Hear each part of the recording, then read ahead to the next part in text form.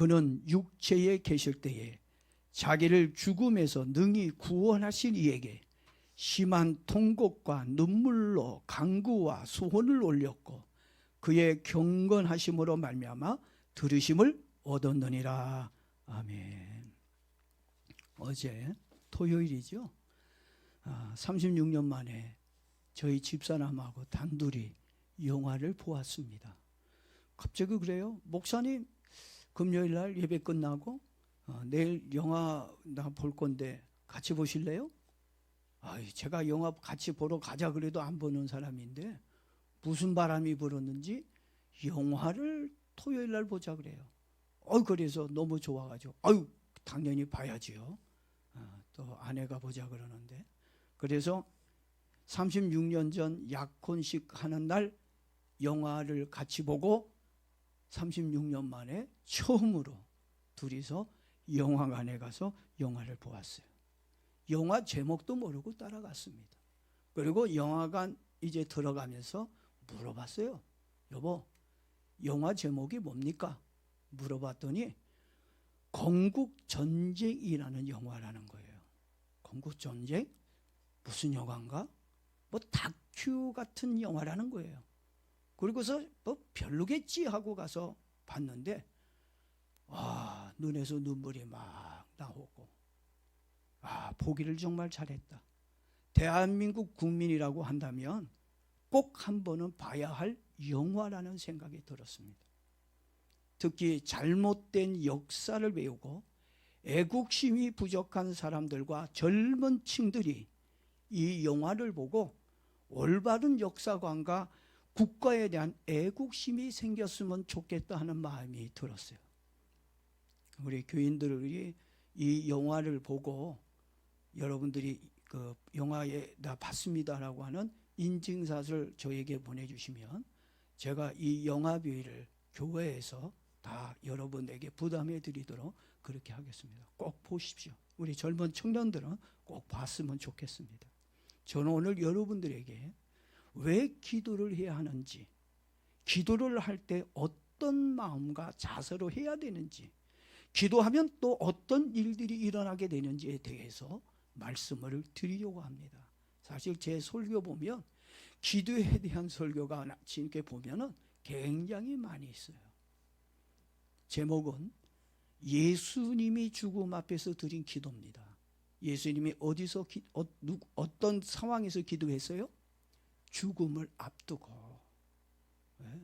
임종을 앞두고 예수님은 하나님께 기도를 드렸습니다.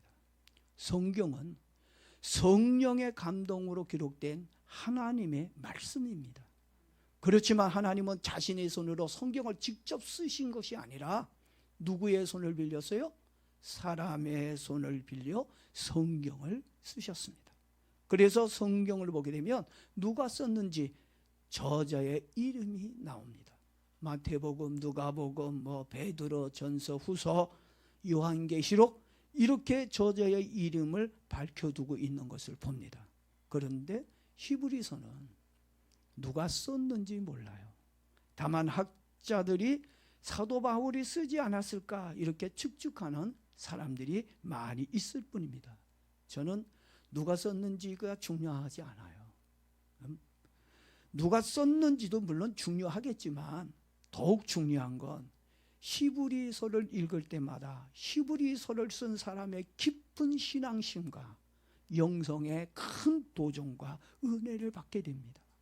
오늘 본문의 말씀을 읽으면서 여러분들이 무엇을 보고 무엇을 느꼈는지 모르겠지만 히브리서는 하나님이 어떤 분인지를 잘 보여주고 있다고 생각합니다. 하나님은 죽은 자도 살려주시는 능력을 가지신 분이라고 얘기하고 있습니다. 그분에게 능히 죽은 자를 살리실 분에게 기도한다라고 얘기하고 있습니다. 여러분, 죽은 자를 살렸다면 여러분의 병은 게임 아웃이에요. 여러분이 질병이 어떤 질병을 가졌든지 암이 됐든지 중풍이 됐든지 안진병이가 됐든지 여러분이 어떤 병인지 그건 의미가 없어요. 죽은 자를 살리신 그분이 여러분의 질병도 여러분의 삶의 형편도 다 하나님 고치실 줄로 믿습니다. 전 그 능력의 하나님을 믿어요. 특히 예수님은 하나님이 어떤 분인지 누구보다 잘 알고 있었습니다. 믿음이 좋은 성도들 보게 되면 그분들은 하나님이 어떤 분인지 정말 잘 알고 있는 것을 봅니다. 근데 신앙생활이 날탱이야. 신앙생활 늘 엉망이야. 자기 중심으로 사는 사람들을 보게 되면 하나님이 어떤 분인지 잘 모르는 경우가 있습니다. 여러분은 어떻습니까? 내가 믿고 있는 하나님에 대해 여러분은 잘 알고 있다고 생각하십니까? 제가 알고 있고 제가 믿고 있는 하나님은 기도하면 들어주시고 죽은 자도 살려주시는 생명의 하나님으로 저는 믿고 있습니다. 여러분들은 어떤 하나님을 믿고 있는지 모르겠어요. 여러분도 죽은 자를 살려주시는 하나님의 능력을 믿기를 바랍니다. 그래야 뭐가 나와요? 그래야 기도가 나와요. 믿어져야 기도가 나오고 하나님을 의지할 수 있는 뭐가 생겨요? 마음이 생기는 거예요. 그렇지만 본문에 나오는 예수님처럼 믿고 기도하는 교인들이 얼마나 될까요? 히브리서의 저자는 예수님께서 육체의 죽음 앞에서 보여주신 행동과 믿음에 대해 말해주고 있습니다. 예수님처럼 죽음의 위기가 나에게 찾아온다면 나는 어떤 자세를 가지고 할까? 한번 여러분 생각해 봤으면 좋겠어요. 하나님은 히브리서에 나오는 예수님의 모습을 모델로 우리에게 보여주고 있습니다. 예수님과 같은 믿음으로 너희도 기도하라는 말씀입니다. 예수님은 모든 사람들이 죄를 해결하기 위해 자기가 죽어야 한다는 사실을 알고 있습니다. 내가 죽어야 돼. 내가 죽지 않으면 결코 하나님의 구원을 이룰 수 없다는 거 예수님은 잘 알고 있습니다. 여러분들도 내가 기도하지 않으면 우리 가족 구원할 수 없고 우리 교회가 부흥할 수 없고 우리나라가 잘 될 수 없다고 하는 그것이 있어야 오늘 여러분의 삶에도 은혜가 있고 응답이 있는 줄로 믿습니다. 그때 예수님은 아버지 하나님께 기도를 드렸습니다. 죽은 자를 능히 살려주실 수 있는 생명과 능력을 가지고 있는 하나님을 믿었기에 기도하게 되었습니다. 하나님은 본문 말씀을 통해 우리에게도 똑같이 말씀해 주셨습니다. 너희들도 하나님의 능력을 믿고 고난과 문제가 왔을 때 능히 살려주시고 모든 문제를 해결해 주시는 하나님께 기도하라는 것입니다. 그런데도 우리는요 기도하지 않습니다. 절대 기도하는 모습이 없어요. 문제가 와도 고통이 생겨도 끄떡하지 않습니다. 기도하려고 하는 마음이 없어요. 기도로 해결해 보려고 하기보다는 인간의 힘과 지혜로 해결해 보려고 합니다. 그건 가장 어리석은 방법이고 하나님이 좋아하지 않는 방법입니다. 하나님은 어려움을 뭘로 돌파하기를 원하세요? 기도로 돌파하기를 원하시는 거예요. 예수님도 기도로 죽음 앞에서 기도하면서 다시 살려달라고 살 것을 믿고 기도하고 있다고 하는 것입니다. 성경은 어려움이 오면 예수님처럼 기도하라고 가르쳐주고 있습니다. 그러면 어떻게 기도하면 될까요? 히브리서의 저자는 예수님이 기도하실 때 4가지의 모습으로 기도했다고 말해주고 있습니다. 7절을 보니까 예수님이 어떻게 기도하셨어요? 심한 통곡과 눈물과 간구와 소원을 올렸다고 말해주고 있어요. 뭐 이게 뭐 달라요? 우리가 봤을 땐 그게 그거 같지 않아요? 예? 심한 통곡과 눈물, 간구와 소원. 뭐 우리가 생각할 때 그게 그거라고 생각할 수도 있습니다. 저도 예수님처럼 그래 한번 나도 기도해보자. 심한 통곡과 눈물과 간구와 소원을 한번 올려보자. 근데요 해봤는데 굉장히 어렵더라고요. 쉬운 게 아니에요. 그냥 우리는 성경을 볼 때 쉽게 생각하지만 이게 잘 안 돼요. 심한 통곡, 눈물 이게 마음대로 됩니까? 뭐 간구와 소원을 올렸다는데 저는요 어느 거 하나 쉬운 게 없더라고요. 다 네 가지 다 해보려고 그랬더니 쉬운 거 하나 골라서 하려고 그랬더니 다 어려워요. 40년 전 제가 하나님을 처음 만났을 때 얼마나 성령으로 충만하고 뜨거웠는지 몰라요. 제가 기도하면 교인들이 막 떼굴떼굴 막 굴르고 막 그냥 회개하고, 젊은 청년 때 교회 나간 지 얼마 안 됐을 때 얼마나 막 그냥 뜨거웠는지 몰라요. 기도하면 막 들썩들썩거렸는데, 지금 목사로 목회를 30년 넘게, 이제 30년 정도 했는데, 지금 40년이 흘러서 청년 때 제가 하나님 만났는데, 지금은 기도하면 눈 하나 깜짝 안 하고 눈물 하나 안 흘려요. 목사가 돼서 기도하면 다 회개하고 다 변화되고 막 더 뛸 줄 알았는데, 오히려 제가 기도하면 더 조용하고 잠자고, 뭔가 문제가 있는 것 같아요. 여러분, 이렇게 30년 가까이 목회를 했는데 예수님처럼 이 네 가지의 기도를 해보려고 노력을 해보았지만 한 가지조차도 제대로 하지 못하는 저를 보았습니다. 정말 기도하기가 힘들었습니다. 그때 성령님께서 저에게 깨달음을 주셨어요. 사실 예수님은 이렇게 네 가지의 기도를 하셨지만 우리는 잘 안 돼요. 우리는 어렵습니다. 이렇게 기도하고 싶은 마음은 누구든지 있지만 이렇게 기도한다는 게 너무 힘이 들고 어렵습니다. 물론 이 기도 할 수도 있어요. 성령님이 날 탁 잡아주시면, 성령의 능력이 오면 우리 이 예수님이 하셨던 네 가지 기도를 우리도 할 수 있다고 저는 생각합니다. 그런데 우리가 항상 성령 충만합니까? 우리는 늘 성령 충만할 수가 없어요.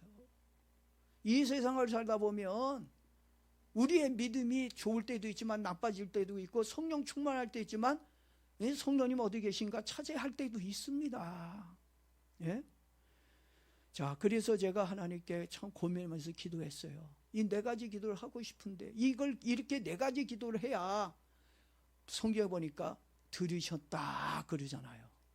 근데 이 네 가지 기도를 못하면 안 들으셨다라고 할까봐 어떻게 되나, 이 네 가지 기도를 해야 되는데, 나도 주님께서 하나님이 들으셨다 그래야 되는데, 야, 내가 이 기도를 못해서, 네 가지 기도를 못해서 하나님이 내 기도에 응답을 안 해주시면 어떡하지?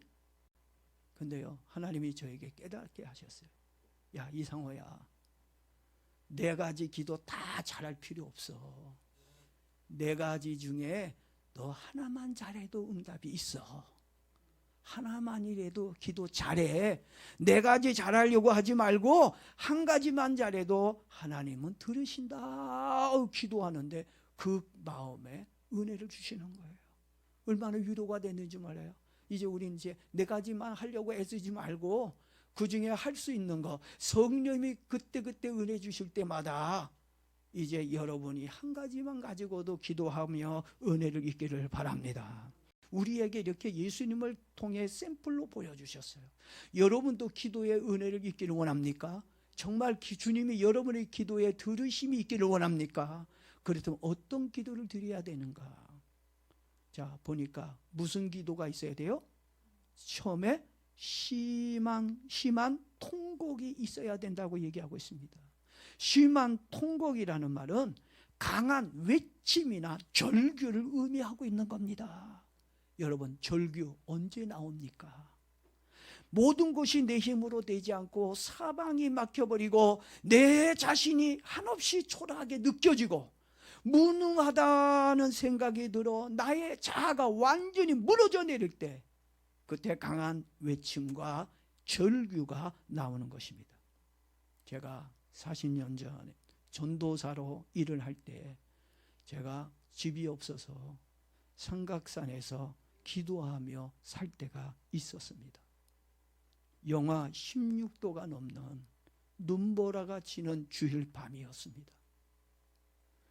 그때 저 갈 데가 없으니까 삼각산에서 나보고 오라고 부르지도 않았는데, 갈 데가, 유일하게 제가 갈 데가 거기밖에 없어요. 주일날 밤에. 그래서 가을 양복에, 얇은 가을 양복에 구두를 신고 장갑 없이 가방 하나를 달랑 들고, 신방 가방 하나를 들고 산에 올라가고 있었습니다. 바람도 세게 불고 또 눈도 막 엄청나게 펑펑 내리고 있었습니다. 제가 올라가면서 야, 오늘은 기도하러 온 사람 아무도 없겠다. 이 바람 불고 춥고 눈이 엄청나게 내리는 이 밤에 누가 이 산에 와서 기도할 사람이 있을까? 나야 뭐 갈 데가 없으니까 어쩔 수 없이 나야 뭐 그냥 할 수 없이 살지 못해, 그냥 죽지 못해 그냥 올라가는 거지. 누가 오겠어? 이러면서 쓸쓸한 마음을 가지고 산에 올라가고 있었어요. 그때 어디선가 여자의 날카로운 절규의 소리가 들려왔습니다. 주여! 아버지! 그 소리만 들어도 얼마나 다급하고 애절한지 느낄 수가 있었습니다. 얼마나 큰 문제가 생겼길래 주일 밤에 집에서 쉬지도 못하고 눈보라 속에서 절규하며 부르짖으며 기도하고 있을까 생각하니 마음이 아팠어요. 저 사람도 갈 데가 없어서 그런가? 마음이 아파요. 제가 보니까 한 40대 중년의 여자의 목소리로 기억하고 있는데, 절규하며 부르짖는 그 기도 소리를, 그 여자의 기도 소리를 들으며 저도 모르게 올라가면서 주여, 저 여인이 무슨 문제가 있길래 이렇게 이 밤에 이 산속에서 눈을 맞아가며 절규하고 주님을 찾습니까? 하나님, 저 여인의 기도에 은혜를 주십시오. 하나님 응답해 주옵소서. 정말 간절한 마음으로 그 여자가 잘 되기를 바라고 은혜가 있기를 원해서 기도하면서 제가 기도하는 장소에 올라가게 되어졌습니다. 저는 하나님께서 그 절규의 소리를 듣고 여자의 기도에 응답해 주셨을 거라고 저는 생각합니다. 그때 저도 산에 올라가면서 무슨 기도했겠어요? 갈 데도 없고 아무것도 없으니 할 수 없이 산에 올라가는데 뭐 달라고 기도했겠어요? 그렇지. 집은 너무 커. 방 주세요. 누울 수 있는 방 주세요. 하나님께 나 방 주세요. 이 산속에서 하나님 나 얼어 죽을 수도 있어요. 실제로 기도하다가 그냥 깜빡 졸았는데, 제가 기도하는 이유는 살려고 졸면 얼어 죽잖아요. 그러니까 얼어 죽지 않으려고 막 밤새워서 기도하는데, 기도하다 보면 그 추운 날씨에도 영하 10몇 도에도 저도요 잠이 쏟아져요. 그냥 나도 모르게 그러면 그냥 깜짝 놀라서 깨가지고서 야, 너 여기서 얼어 죽으면 너 하나님 영광 가린다. 그래서 장가라도 가고 죽어야지. 그러면서 하나님 살려달라고 방 달라고 기도를 했어요. 하나님은 저의 기도도 들으셨습니다. 그래서 조그만 방을 주셨습니다. 열왕기야 20장 3절을 보게 되면 히스기야 왕이 죽을 병에 걸렸을 때였습니다. 그때 히스기야가 하나님께 살려달라고 열왕기야 20장 3절을 보게 되면 심한 통곡이라는 내용이 나와요. 예수님이 심한 통곡을 한 것처럼 히스기야도, 근데 심한 통곡을 이렇게 됐는데 또 다른 성경에 보면은 히스기야가 어떻게 기도했는지 알아요? 학처럼 기도했고 비둘기처럼 기도했어요. 학! 뭐 이렇게 기도했겠어요? 하게 그렇게 정말 절규하듯이 비둘기 보세요. 비둘기 구구구구구구구구구구구구구 구구단을 잘 못 외워서 그런지 막 구구구구구구구구구 막 이러면서 그 울음소리를 들어보세요. 예? 그냥 먹이를 그냥 주고 싶은 마음이 들 정도로 불쌍하게 구구구구구구구구 막 이러면서 절규하면서 먹이를 찾아다니는 모습을 봅니다.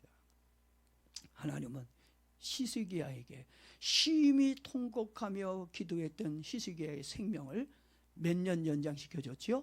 15년을 연장시켜줬어요. 15년이면 참 오래 산 겁니다. 자, 두 번째로 하나님이 들으시는 기도의 두 번째입니다. 무슨 기도를 또 하나님은 들으신다고요? 눈물의 기도를 들어주신다, 이렇게 얘기하고 있습니다. 예수님은 죽음에서 살려달라고 울며 기도하셨습니다. 눈물이 아무 때나 나오나요? 저 처음에 은혜 받았을 때는 3년 반을 울었습니다. 예? 1년 반은 하나님 앞에서 내가 죄인입니다. 내 죄를 용서해 주십시오. 나 같은 죄인을 위해서 십자가 지신 예수님을 생각하면서 저도 밥을 물 말아 먹을 만큼 식사기도 하는데도 막 눈물이 나오고 아무 때나만 무조건 기도만 하고 예수님만 해도 코가 찡해지고 눈물이 나왔어요. 그리고 1년 반 이상은 하나님 앞에 나 같은 죄인을 구원하신 하나님의 은혜가 너무 커서 나 같은 자를 예수님이 구원하기 위해 십자가에 달려 돌아가신 거 생각하니까 너무너무 은혜에 감사했어요. 어제 영화 보고 나오면서 저희 집사람하고 얘기하면서 제가 이렇게 40년 넘게 하나님을 믿는데 또 목사로서 하나님을 믿는데 그래도 지금까지 내가 하나님을 배반하지 않고 변함없이 믿을 수 있는 건 하나님이 나에게 늘 믿을 수 있는 은혜, 때를 따라서 하나님의 은혜를 주시니까 변함없이 지금 내가 하나님을 섬기고 있다. 난 그거 생각하면 하나님 앞에 너무 감사하다. 신앙생활 하다가 떠나고 목사라 할지라도 다 이렇게 세상으로 떠나고 이단으로 떠나고 하나님을 떠나는 사람 많은데 그래도 하나님 변함없이 계속 은혜를 부어주시니까 하나님을 섬길 수 있으니까 얼마나 감사해요. 오늘 여러분들도 오늘 내가 변함없이 교회에 나와서 주일 예배를 드리고 하나님을 섬길 수 있게 하신 하나님의 은혜에 여러분 진짜 감사하기를 바랍니다. 이렇게 하나님은 눈물의 기도를 들어주십니다. 예수님은 죽음에서 살려달라고 울며 기도하셨습니다. 자, 눈물은 아무 때나 나오지 않는다고 그랬어요.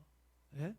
은혜가 임해야 눈물도 나오고 안타까운 마음이 생기고 마음이 아파야 눈물이 나오는 것입니다. 성경에 나오는 인물 중에 눈물을 가장 많이 흘린 사람이 있어요. 누굴까요? 누구요? 예수님? 예레미야?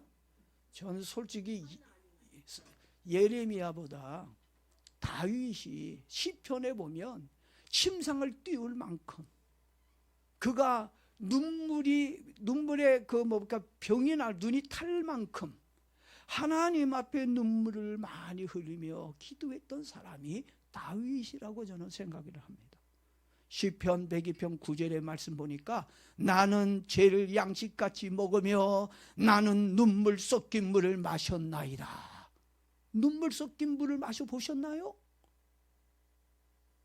시편 기자 다윗은 이런 눈물을 맛볼 정도로 얼마나 많은 눈물을 흘렸는지 몰라요. 그래서 시편 12장 5절에서 이렇게 얘기합니다. 눈물을 흘리며 씨를 뿌리는 자는 기쁨으로 거두리로다. 여러분, 눈물로 기도하면 뭘로 거둬요? 기쁨으로 거둘 것이라고 말씀하고 있습니다. 눈물의 기도는요, 하나님의 마음을 약하게 만드는 힘이 있습니다. 눈물의 기도에 하나님을 들으시고 우리에게 기쁨을 주실 줄로 믿습니다. 세 번째로 하나님이 들으시는 기도는 어떤 기도일까? 어떤 기도라고 나와 있어요? 간구하는 기도라고 그랬어요. 간구는 한문으로 간절한 간자에 구할 구자로 간절히 구하다, 강하게 빌다라는 뜻을 가지고 있습니다. 많은 분들이 간구와 기도를 비슷하게 생각하는 분들이 있습니다. 그렇지만 큰 차이가 있다는 걸 알아야 됩니다. 기도와 간구와의 차이는 마음가짐에서부터 차이가 난다는 겁니다. 기도는 단순히 하나님께 도움을 구하는 마음으로 기도하는 것을 의미하지만 간구는 기도를 포함하고 있는 포괄적 의미를 가지고는 있지만 더 깊고 더 넓은 의미에서 간구는 하나님께 대한 감사와 찬양과 경배를 통해서 자신의 욕심을 구하는 것이 아니라 하나님의 뜻을 구하고 하나님을 높이는 기도를 의미하고 있다는 얘기입니다.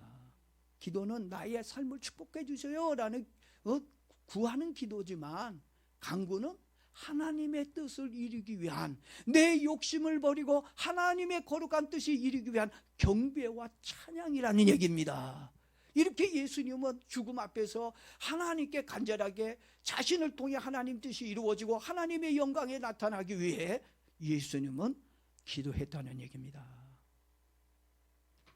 그리고 예수님의 간구는 자신의 어려움을 도와달라는 단순한 기도가 아니라 하나님의 영광과 하나님의 뜻이 이루어질 수 있게 해달라는 기도였습니다.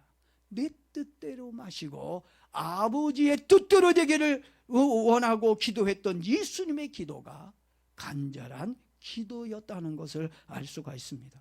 우리도 예수님처럼 하나님의 뜻이 이루어지기 위해 간절히 기도해야 한다는 것입니다. 그리고 간절히 기도하라는 이 말은 제가 어느 목사님이 하는 얘기를 들었어요. 간절히 기도하라는 건 간이 저릴 때까지 기도하는 것이다. 우리는 좀 힘들면 포기하고 말잖아요. 그러니까 여러분 이제부터 역사가 일어나는 기도를 하려면 간이 어떻게 해요? 저릴 만큼 그런 간절함의 기도가 있어야 된다고 하는 겁니다. 예수님이 겟세마네에서 기도하실 때 땀이 핏방울로 변한 기도가 간이 저리는 그런 간절한 기도라고 생각합니다. 간절한 기도에 하나님은 들으신다 그랬어요. 여러분의 간절함에도 하나님이 들으실 줄로 믿습니다. 마지막으로 네 번째는 하나님이 들으시는 기도가 무엇일까요? 소원을 올리는 기도라고 얘기하고 있습니다. 사람마다 가지고 있는 소원이 있습니다. 예수님도 소원을 기도로 올렸습니다. 예수님의 소원은 두 가지예요. 제가 봤을 때 예수님의 소원 두 가지. 여러분의 소원은 몇 가지입니까? 저도 소원이 있어요. 그 소원을 알고 있습니다. 여러분 소원을 좀 가지기를 바랍니다. 자, 예수님의 소원 두 가지 중에 하나는 뭐냐면 잘 죽는 거였어요. 아버지 잘 죽게 해주세요. 예수님의 기도의 소원은 잘 죽는 거예요. 그래서 잘 죽게 해달라고 소원 기도를 올렸습니다. 하나님의 뜻을 이루기 위해 십자가에서 잘 죽어야 돼요.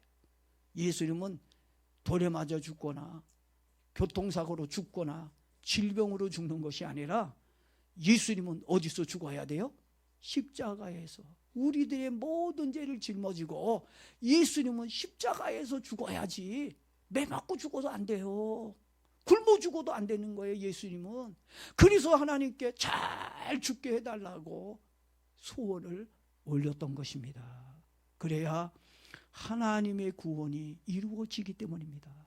그리고 예수님의 두 번째 소원이 뭘까요? 네? 두 번째 소원은 죽은 자 가운데서 다시 살아나는 거였습니다. 하나님 아버지, 제가 십자가에서 죽었다가 3일 만에 하나님의 능력으로, 아버지의 능력으로 제가 다시 살아나기를 원합니다.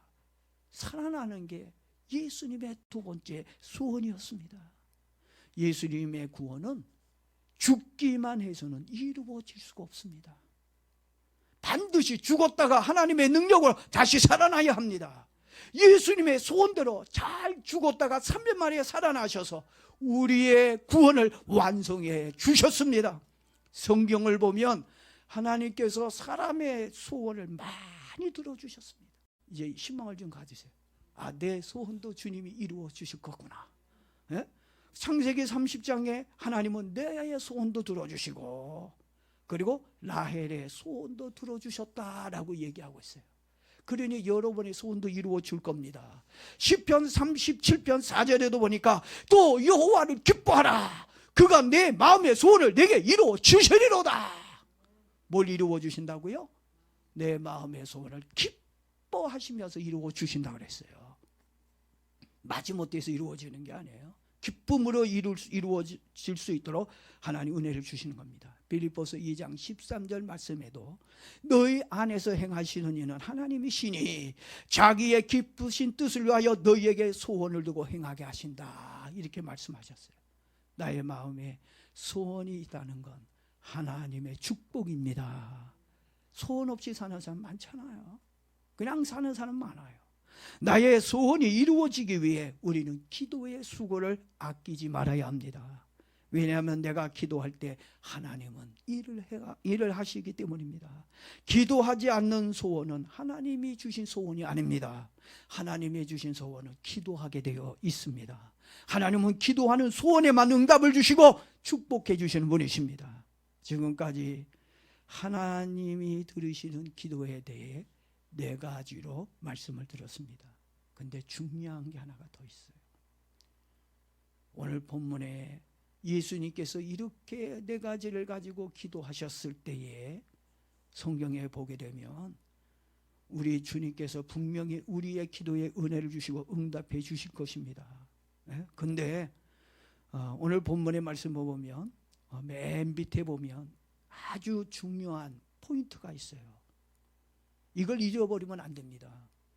그의 경건하심으로 말미암아 어떻게 해요?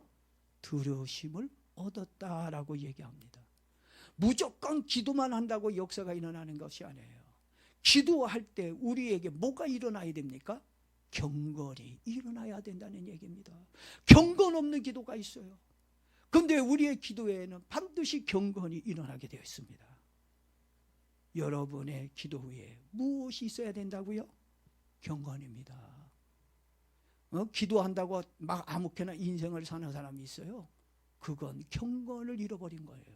그건 하나님의 들으심이 일어날 수가 없다고 하는 것입니다.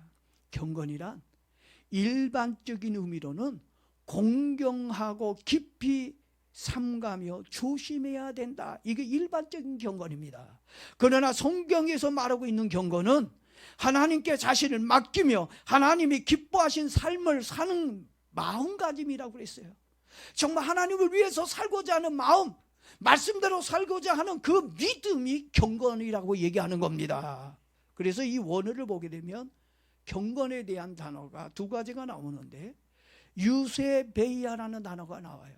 이 단어는, 이 경건이라는 단어는 하나님께 예배하는 자세를 의미합니다. 하나님께 예배하는 이 모습이 경건한 거예요. 오늘 하나님께 예배 드리며 살는 저와 여러분 되어지기를 바랍니다. 예? 그래서 하나님은 예배하는 자를 뭘로 봤다고요? 경건한 자로 보았다는 얘기예요. 여러분, 예배 중심으로 살기 바랍니다. 그래야 여러분이 경건한 사람이 될 수가 있는 거예요. 그리고 2번째 경건이라는 이 단어는 데오세베스라고 하는 단어입니다. 이 경건은 세상적인 욕심을 버리고 하나님의 뜻대로 살려고 하는 마음을 이야기하고 있습니다. 세상 거 다 버리고 하나님의 뜻대로 살고자 하는, 주님을 쫓아 살려고 하는 이 마음이 뭐라고요? 경건이라고 하는 것입니다. 듣다 보니 염려가 커지는 것이 느껴집니다. 응답을 받으려면 경건해져야 하는데 근데 예배를 자꾸 빠져요. 예배가 좀 힘들고 귀찮아질 때가 많아요. 하나님의 뜻대로 살기보다는 내 욕심대로 살려는 마음이 크니 경건보다는 거리가 점점 멀어지고 있는 나 자신을 발견합니다. 큰일이죠. 그래도 여러분 걱정하지 마십시오. 기도에 힘쓰면 경건은 저절로 따라오게 되어 있습니다. 경건의 삶이 인간의 힘으로 되는 겁니까? 아니에요. 내가 경건하게 산다고 해서 경건해지는 거 아닙니다. 하나님의 은혜와 힘으로 되는 겁니다. 기도하는 사람들의 공통된 점이 있다면 모두 경건하게 살았다는 거예요.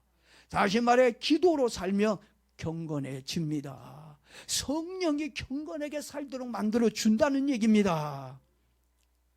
여러분의 삶에도 이 경건이 일어나기를 바랍니다. 그래서 이번 2024년도 남은 이 11월 달, 이제 11개월이 남았는데 여러분이 기도할 때마다 하나님이 여러분의 기도를 들으시고 여러분의 삶에 큰 은혜와 복을 주시기를 예수님의 이름으로 축복합니다.